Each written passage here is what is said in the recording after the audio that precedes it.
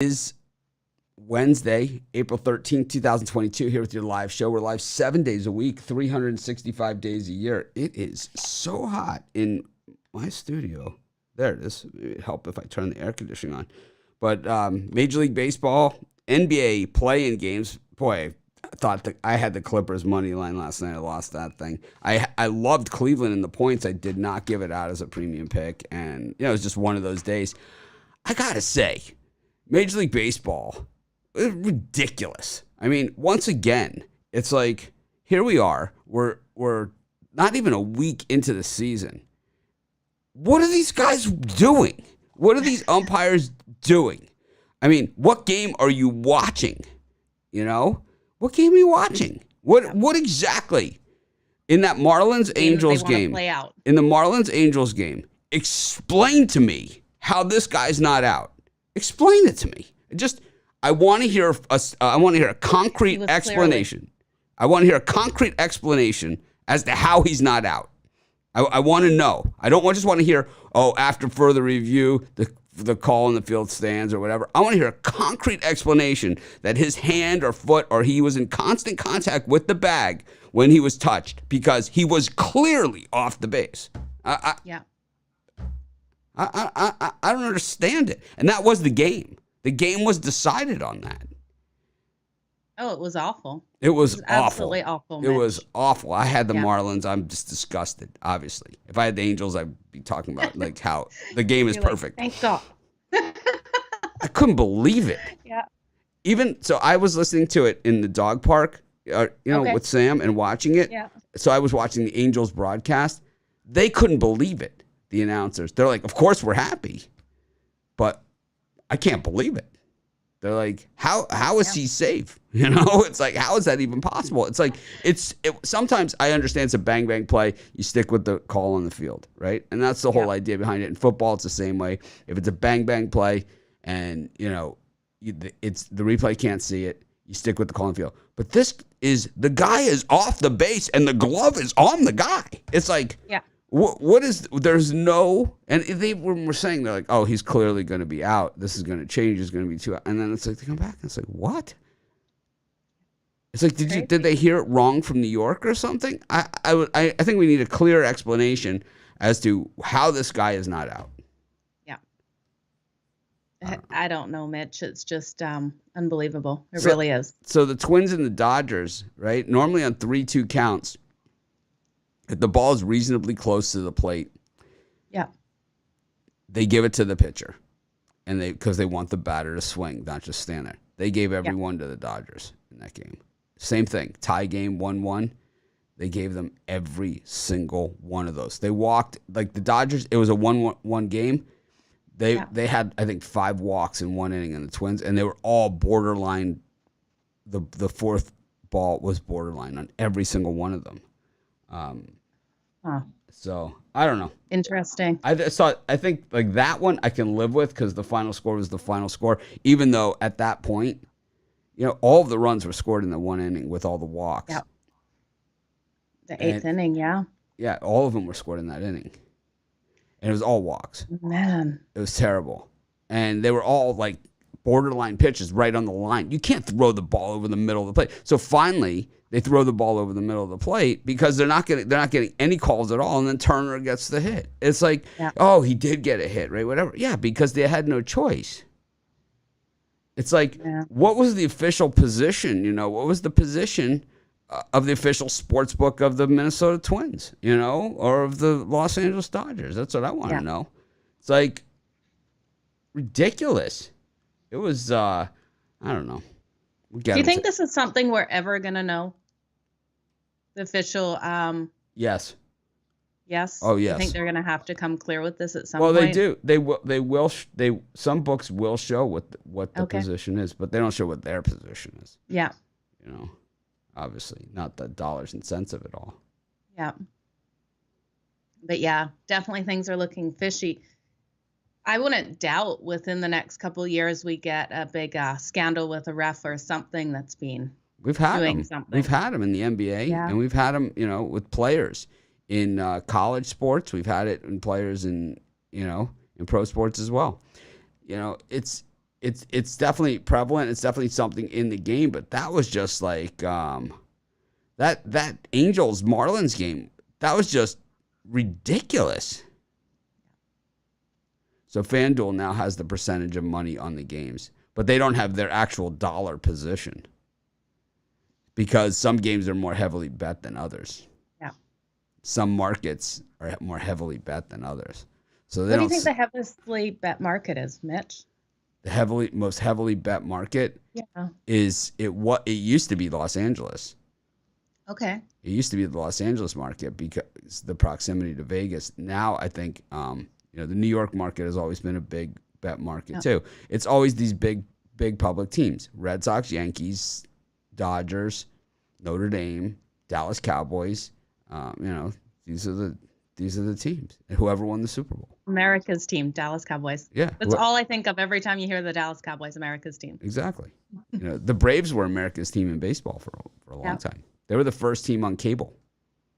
Okay. I think I remember you telling me that before. Yep.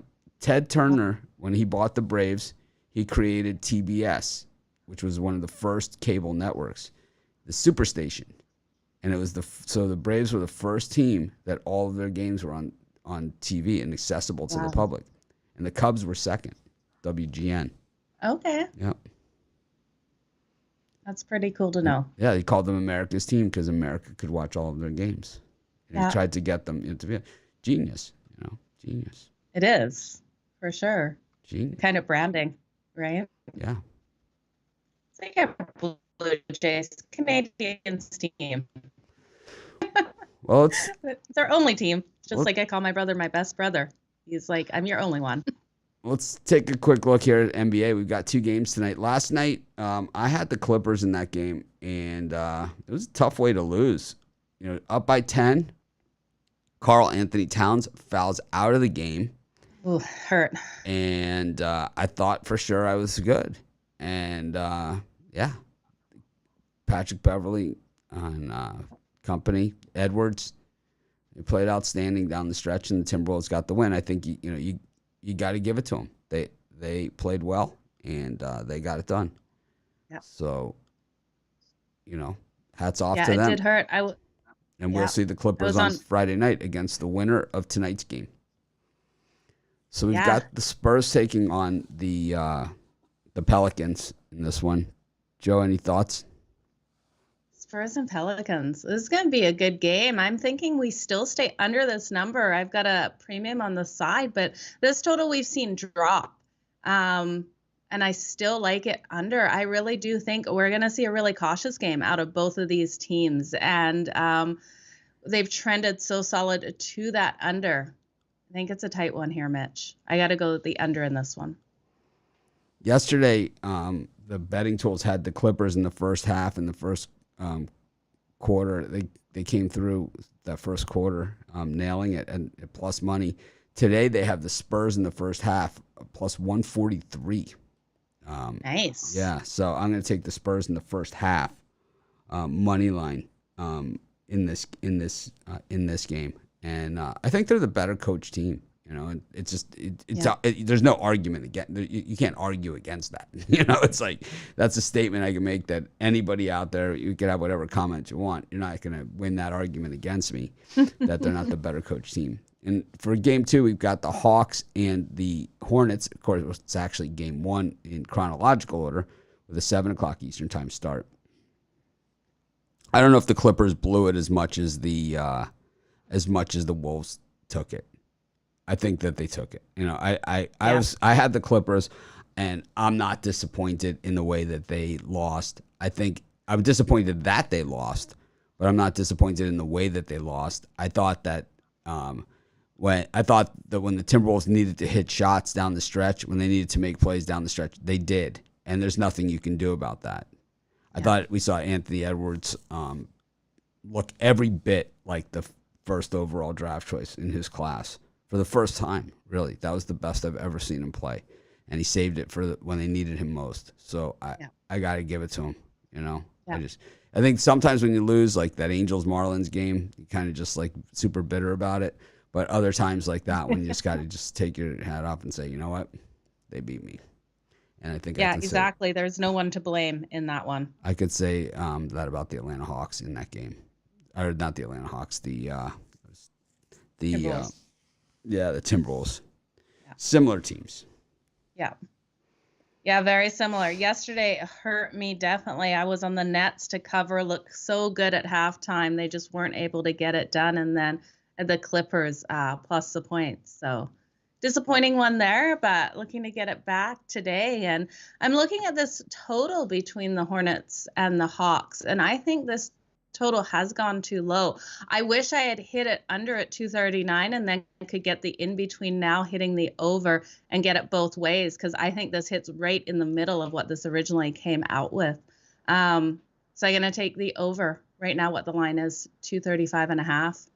I think we're going to see a great night out of Trae Young. And yeah, I think they just hit right in between this number, Mitch. Yeah, I like the over in this one. You got two teams that, I know the Hawks play decent defense, but the Hornets play no defense whatsoever, and both these teams can really score. So I could see a track meet style game in this one. Yeah, I was looking at Trae Young's 3-pointers, and you can get him over 3.5 points or over 3.5 3-pointers at -132. I think that is a definitely good way to take it. You can also take him over 31.5 points for the game. I know he's averaging that 28.4. We saw him limited the last time he faced the Hornets, limited game time. And then the time before he hit right on 30. I think this game's too important. I think he gets over that 31.5. So I'm going to prop bet both of those for him. All right. We move over to Major League Baseball, where, like I said, it was a puddle of disappointment as far as for me. In any game that had any kind of controversy whatsoever, I was on the wrong side of the controversy. But that's baseball. You move on. They were the underdogs, so it's only -100. It's not like I lost big juice or anything, but still a little bitter about it. Turned a winning day into a losing day. I only had that's tough. 3 picks. So we live to fight another day and brush the dirt off and move on. Got the Nationals and the Braves. Josiah Gray, pitching out of that number 1 spot for the Nationals, gets the tough assignments, and it's up against Max Fried here in Atlanta. Got the Pirates against the Cubs, game 2 of that series, where the Cubs have now beaten the Pirates 10 in a row. Starting to get a little ugly over there. Got the Reds and the Indians. Tristan McKenzie came in relief. We saw McKenzie come in relief in Kansas City, and he gave up the winning run. He's one of my guys. So, I know he's got the super high ceiling and all that stuff, but last year it was the second half of the season where he came on, so I don't know where I'm at with him, but he's still one of my guys. I don't care if he gave up that run. Okay, Joe, I'm glad you like him. Any of these 3? Well, he's one of my guys. It's like I have my guys, and then I have my guys that are not my guys, right? And I know. I can't wait till we get to the Blue Jays game, because you got 2 guys that I'm pretty sure you don't like there. Yeah, but it's like, but Tristan McKenzie is one of my guys. Okay. He's one of my guys. Okay, well, I have to go with Cleveland here and Tristan McKenzie. I think they do have a good game. And we've seen the Reds. They have struggled in their last 8 games in the second game of a series. And I think what we'll see out of him, Tristan McKenzie, is a good game tonight. So give me Cleveland. And then I'm looking at taking the Braves with Max Fried. But I just don't know about that run line. I was going to look at first 5 innings maybe to see if we could get better value there. Gray, his ERA last season was way too high. He had limited starts. He only had 12 starts last season, but he had a 5.43 ERA. I think the Braves can get up on them in that first. So if there's value on that first 5, that's the one way I was going to take it. I could see the over in the first 5 as well as the Braves, dominate in that first 5 and get some nice runs in there. And then, Give me the under between the Chicago Cubs and the Pittsburgh Pirates. I think we have a lower scoring one here. Zach Thompson is expected for the Pittsburgh Pirates.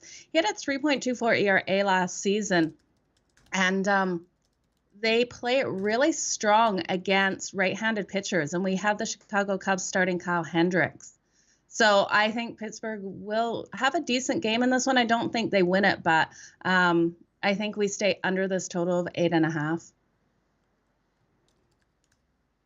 Yeah, I strongly disagree on the Braves-Nationals game. I think at worst you take the Nationals on the run line here. You still can get plus money on that. Max Fried is a notoriously slow starter to the season.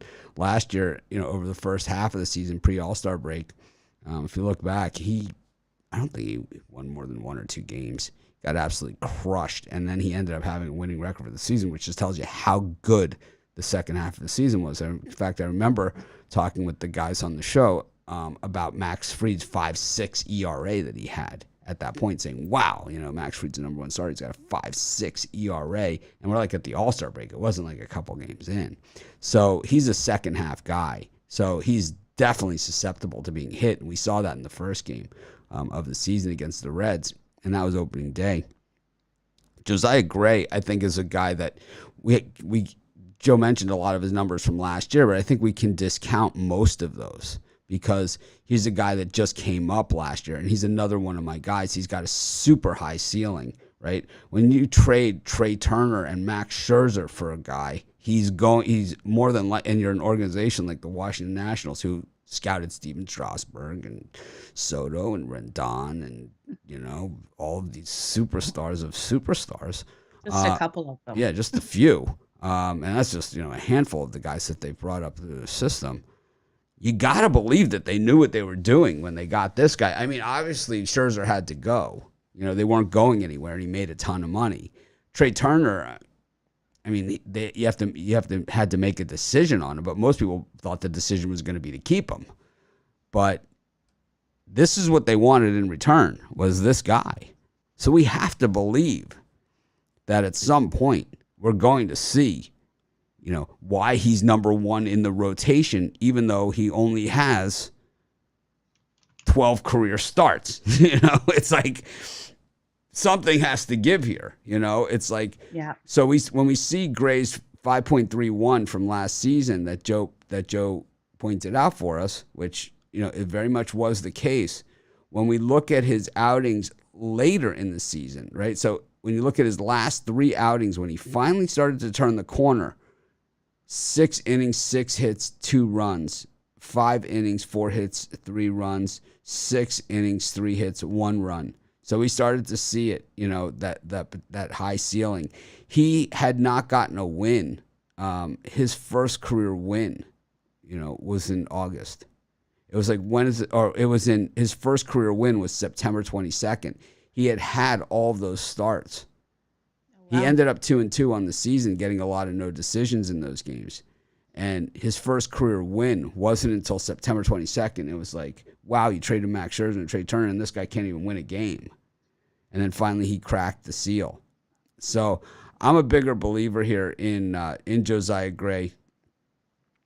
And I'm gonna ride this horse. I like Max Fried. When we look at his performances from last season, and like I said, I'm not just gonna woof numbers at you. That's not my thing, right? To just say something like a blanket statement. I leave that for other handicappers when they state their records about their picks. They do it in the most convenient way for them. I'm 42-10. Yeah, they were all minus 600 favorites, so you're still lost money, right?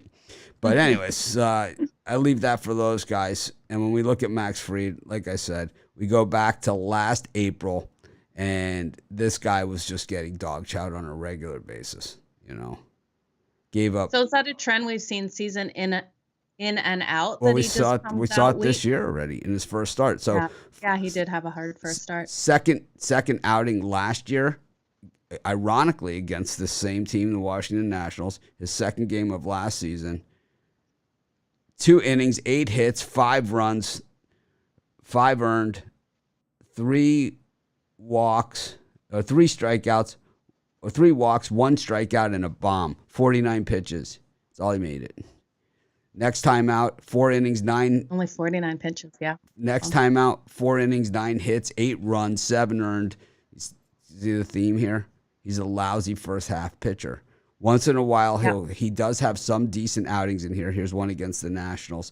5 innings, 4 hits, and a run. So he's erratic the first half of the season. But then once he turns the corner, then it's like he's a win machine. So that last year, it didn't happen until June 18th is when is when the chart turns.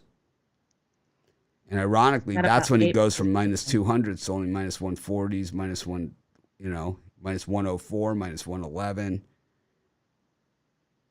He pitched against DeGrom, he lost. He pitched against Zach Wheeler, he lost. So I don't know. I'm less of a believer in Max Fried today. Talk to me in July, and I'll be all over the Max Fried train. Well, I'm glad I don't have a premium on this then, Mitch. I would have been sitting here with a nice. I might be wrong. Tristan McKenzie, like I said, gave up that hit, and the Reds probably going to be a little salty after yesterday, that tight game. But I think, I read a comment on YouTube, on our YouTube videos about Bell, the manager of the Reds. I agree 100% with it. It's like he's like dead set on getting his starter out of there by like the 5th or 6th inning, and then he puts in these relievers, and one of those relievers just always gets cracked around. And that's why the Reds haven't been a viable product. And it's the truth. Why do you think they're doing it that way?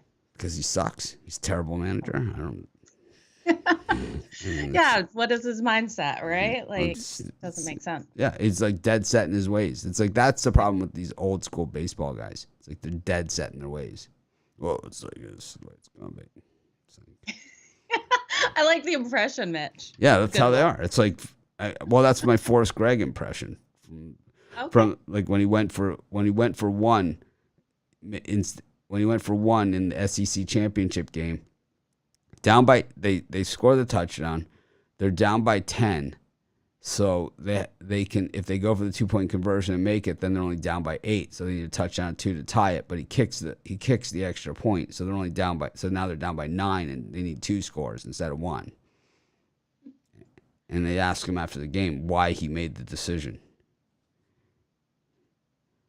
I made that decision because it was my decision to make.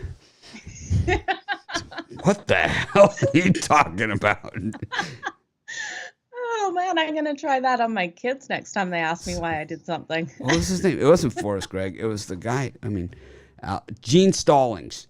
Gene Stallings, yes. I made that decision because it was my decision to make. It's like, you're an idiot.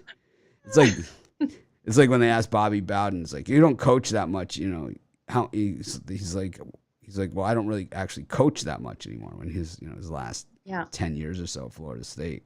I'm like, well, what do you mean you don't coach that much? He's like, well, I've got great assistant coaches. And he's like, I just kind of coordinate what they do. He's like, I'm kind of, he's like, normally at my age, you would have retired already. He's like, so I just have great assistant coaches I manage. He's like, well, what exactly do you do? He's like, well, when it's 4th down and like 8, I say punt. Oh, that's hilarious. Yeah, he's like, he goes, in 4th and 8, I say punt. He's like, I'm that guy. Oh, man, that's wicked. I like it. Yeah, it was. Five-Bound was a real character, and I know like he was our rival coach, but man, I mean, what a character to have. It was just like, it's like, what are they gonna say, about you after you're dead? It's like, and your 2 national championships. He's like, they say he would have had 10, but he played Miami. It's like they're gonna put on my tombstone. Oh, that's funny. Would have had 10, but played Miami. That's awesome. Well, all those games. I mean, all those 1-pointers that he lost, all those missed extra points, all those missed field goals, all those wide right, four missed field goals to lose to Miami, and ouch. Yeah, 4 missed field goals, and not like we're not talking like 65-yarder or something. We're talking 35-yard chip shots. 4 of them, yeah, 3 wide rights and a wide left. Ooh. Yeah. The best one was the one they thought he made it. Anyways, we got You gotta feel for the kicker then, though. When they're jumping up and down, everyone's like, dude, you didn't get it. If there's Miami forums out there, and I used to be pretty active in them. And we used to always do the montage of the Florida State kickers after they missed, like, That's epic. It's like, where were you when Jerry Thomas missed that field goal in Tallahassee? It's like, I was in Tallahassee. It's awesome. Oh, I bet it was. It's one of the best games ever. Yeah. Do you have like a ritual when the opposite team is going for that field goal? Anything you do? Well, now I used to have different. I've had different rituals throughout the years, but now I still sing the Bun Bun song. That's awesome. I forgot about the Bun Bun song. Yes, it's been a while since football. Yeah, well, I've been singing the Bun Bun song for baseball as well. Like when I need the out to end the game, or whatever. I still sing the Bun Bun song. Anyways, got Phillies and the Mets. Aaron Nola against Max Scherzer. Max Scherzer making his second start as a member of the Mets. Okay, good to know. Bun Bun song gets used year round. Got the Twins and the Dodgers, the rematch. Clayton Kershaw on the mound here for the Dodgers.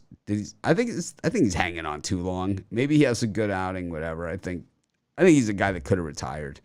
And we got the Tigers and the Red Sox. Interesting one here because Rodriguez used to be on the Red Sox. Now he's on the Tigers. And then you have Eovaldi, who pitched fairly well in that first game against the Yankees. Joe, any thoughts on these three games?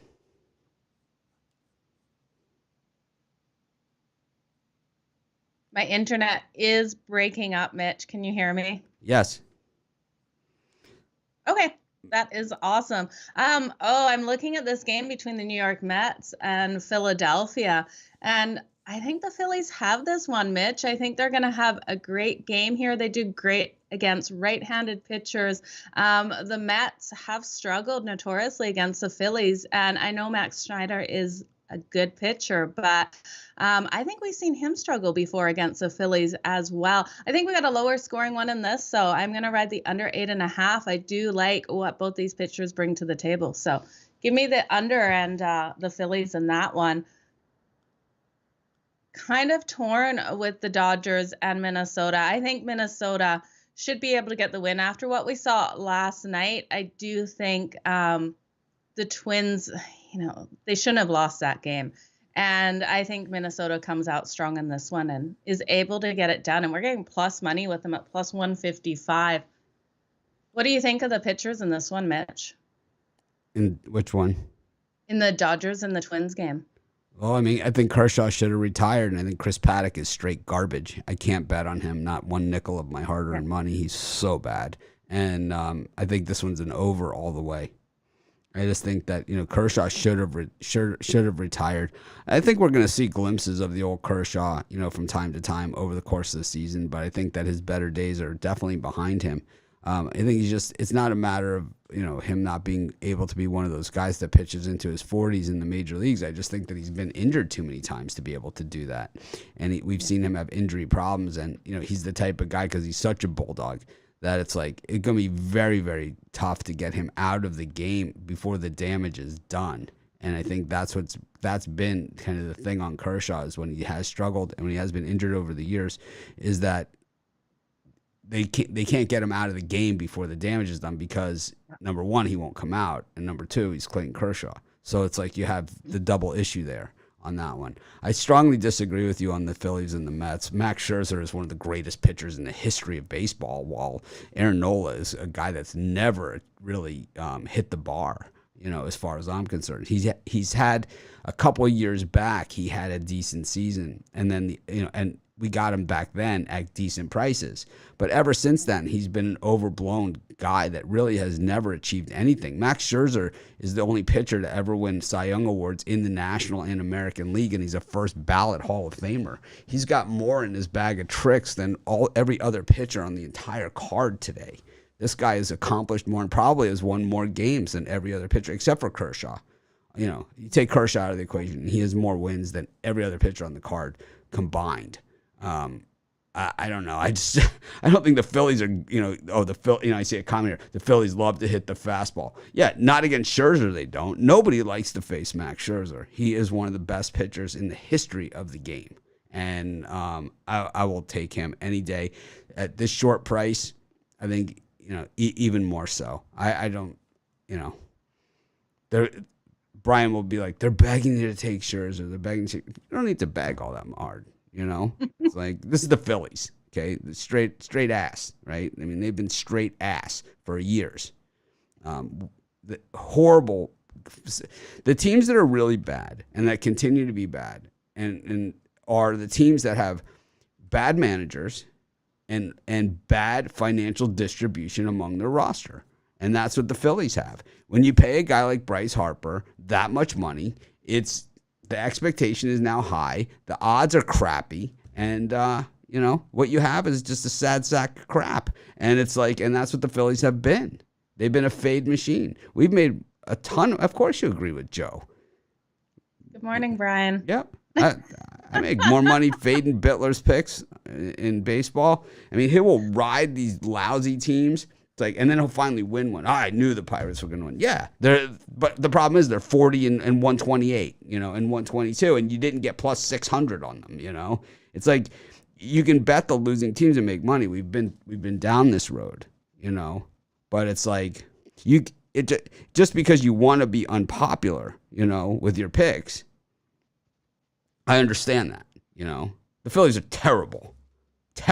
A terrible organization from top to bottom. Horrible organization. Last year, they were favored to win the National League East. What place did they finish? They've been a mountain of disappointment. They have been horrible. Horrible. Let's take a look at the Phillies last season. What would you rather bet on? The pile of dog crap in the neighbor's yard or the Phillies? I'll take the pile of dog crap. It's like they're the worst. You can't bet on the pile of dog crap. I'll figure out a way. The Phillies finished 82 and 80 last year, 6.5 back. 11-run differential. They lost their last 2 games of the season. So they had a chance at the wild card. I remember the Phillies had a chance at the wild card. They didn't make it. They came up short. The Mets are going to crush Nola. Pete Alonso, home run prop. Thank me later. How much is that paying out? I don't know. You said the thank me later. I love it. I did.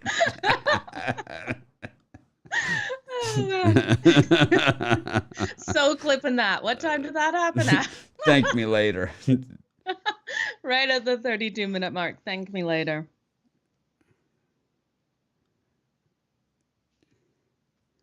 Anyways, yeah, we'll agree to disagree on that game. We will. Anyways, we'll go to the Astros and the Diamondbacks, the Giants and the Padres, and the Rays and the A's. Oh, the A's almost got it done for me yesterday. So close. And Aller, my guy, first batter, gives up a blast of a home run, gets into trouble with the next, gets out of it. And, that game goes to extra innings. The A's score in extra innings, and then the Rays score 2 in the bottom half of the frame, and they win. But it was a good game.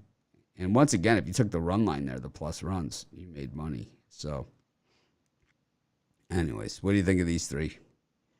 Man, I'm a little worried for the San Francisco Giants with Logan Webb starting here. We know he has struggled against the Padres, but I can't see the Padres getting this win here. I do think San Francisco pulls it out. Just looking at the value we're getting at minus 135, I think we have to take it with Logan Webb. I think he's a stronger pitcher up for the day, and I might look at them the first 5, the San Francisco Giants. So give me them there, and then I got to take the Astros, but I'm not loving what we're paying there. I don't want to take them on the run line. So that would be something I might throw into a parlay with the Astros. I think they play strong against Arizona, and I think they get a nice road win here. But I'm not seeing who the pitcher is up for the Astros. Mitch, I was just trying to find that. Are you seeing who's I thought it was Framber Valdez. Framber Valdez? So I had. Okay. But I still can't get over you taking Aaron Nola to be Max Scherzer. It's like, what? We can discuss it tomorrow. I guess so. I'm pretty sure you'll be laughing all the way to the bank with that one. You feel so strongly about it, but Well, if Brian likes I the don't other know. side. I I really can feel see. good about it. I'm actually going to go reverse run line on that one. See what we can get, because you're actually getting Scherzer as a dog, something that you rarely see. So we can get, if we go, so at plus 1.5, if we go to the minus 1.5, we get plus 196 on Scherzer. No, at the minus 1.5, we only get plus 141 on Scherzer. So it's like the books aren't convinced either here. They're not leaving any kind of exposure. If you go to 2.5, it's plus 207. But I think the safe place to be here, I always like the safe bet. And I think you go to the minus 3.5 at plus 294 with Max Scherzer here against Nola. I think you could go to the 4.5 at plus 421. There's a huge jump. See there from when you go from the from 2.5 to 3.5. There's a significant jump, but when you go from 3.5 to 4.5, there's a really significant jump. So I think in that 3 range, 2.5, 3 range is where you want to be. 2.5 is plus 207, minus 3 is 265, and then 3.5 is 294. I mean, because Aaron Nola's straight crap, right? So we know we got this one. So we just have to figure out just how much of pigs do we want to be. What are you going with, Mitch? I'll take the 2-1 on my money at the minus 207, and this way I don't have to sweat it out. I'll be good by the first inning. All right. Okay, was there anything else you liked in this section, Mitch? I do like Scherzer a lot, though. You guys did talk me into it. I like I don't know. I don't love this slot, to be honest with you. We already did NBA. You're late. I was just typing yes at the start, so now you've answered that question. There we go. Well, I can't wait to hear your thoughts on the next section, the Toronto Blue Jays and the New York Yankees. What are your thoughts on both these pitchers up here? We got the Blue Jays and the Yankees, the Orioles and the Brewers, the White Sox and the Mariners, and the Cardinals and the Royals. So we got 4 games in that slot. But I think, Garrett Cole, anytime you get a chance to fade him, you do it. And I will continue to fade him every single time he pitches. Are you going to ride with my Blue Jays? I'm going to have to, even with Barrios on the mound. I think he hangs in there, maybe learned a little lesson from last time out.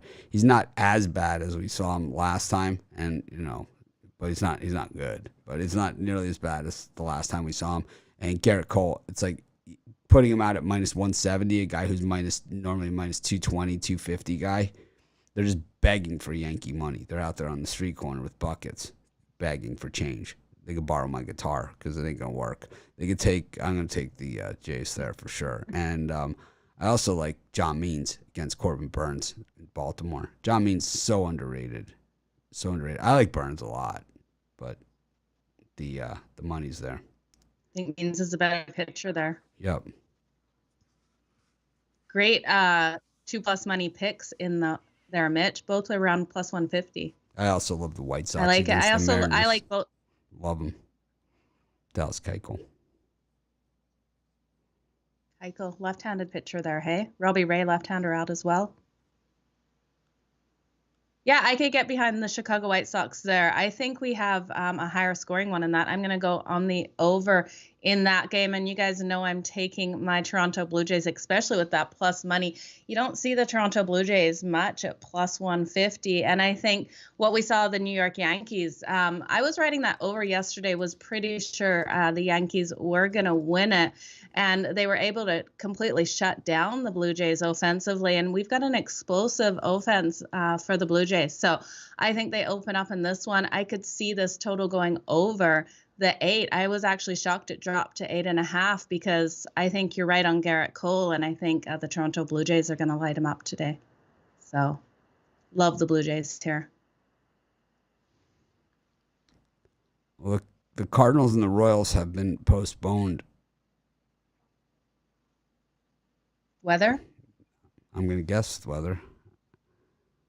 Well, if they got weather like me, it's still a blizzard out here, so. I guess it is. But I'm going to go with the Orioles. And like I said, the White Sox just own the Mariners. We saw it yesterday. So no reason to believe that, that they don't hear. I know Keuchel has not been great, but I don't think he needs to be in this one. Yeah, that's true. I was just looking at Robbie Ray, what his ERA was last season. Well, he wasn't on the Mariners last season. No, he was with the Jays. But it's like, going by last season was an odd season. So it's like, Sure. I'm not looking too deep into most of those numbers. There was no fans in the stands at the first half of last season, for the better part of it. And they were coming off of a season that was a 60-game season. So later in the season, a lot of the guys, the younger players, they had never been that deep into a season before. So it was kind of a weird, the last 2 years have been weird numbers. You kind of just got to, for me, it's like, I'm just kind of, this season so far, I'm just kind of going with what I know rather than with the system based on, too deep into the numbers, because I'm not sure how good the numbers are. It's kind of like those betting numbers, like when you look at who the public's on and the money's on and whatever, it's like, we know those reports are wrong. I mean, we know they're wrong. Yeah. But it's like some people still think they're right. It's like, that's why they're having their worst years that they've ever had. Absolutely. So, Mitch, in baseball, who do you think your top favorite pitchers are right now that are playing? And then your least? Well, my least favorites are always the guys like Cole, Aaron Nola. Nola. Because he's the same thing. Doesn't like Nola. It's going on my note. No, I don't. He's not like quite on my Cole list or my Heaney or Bundy or that type of list. But he's a guy that's overbet. Barrios generally overbet. Yeah. As well. Like you said, both those guys generally way overbet. I think that you have to like the value guys like John Means, like Tristan McKenzie. There's a few other guys that we have, and as they come up, we go over them. But it's like it'll be crystal clear to you. It's like we do it every year, and it's always very crystal clear, as to who our guys are and who our non-guys are. It's like we go over them over the course of the season. Well, that's why I was excited to hear you talk the Toronto and Yankees game today. I was like, where is Mitch going to go with this one? Well, you don't have to bet every game. Not like the least. You don't have to bet every game. Absolutely, you don't. That's for sure. So.